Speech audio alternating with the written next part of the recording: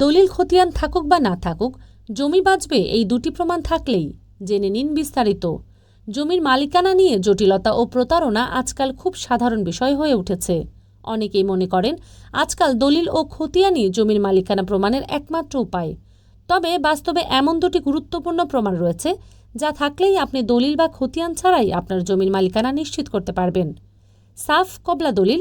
বৈধতা জরুরি।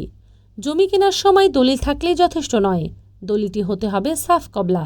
এটি এমন একটি বৈধ বিক্রয় দলিল যেখানে সম্পূর্ণ আইনগত প্রক্রিয়ায় জমির মালিকানা হস্তান্তর করা হয়।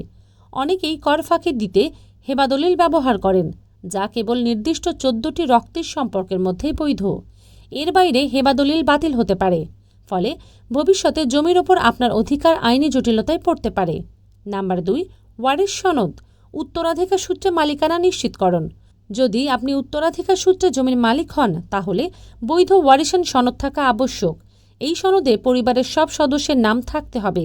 কারো নাম বাদ গেলে ভবিষ্যতে সেই সদস্য বা তার উত্তরাধিকারী আইনি দাবি তুলতে পারে।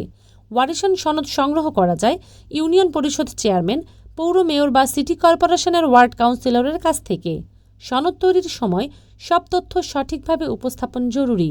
জমি ক্রয়ের পর দলিল থাকলেই যথেষ্ট নয়। আইনি পরামর্শ বা তথ্য জানতে আমাদের ফলো করুন।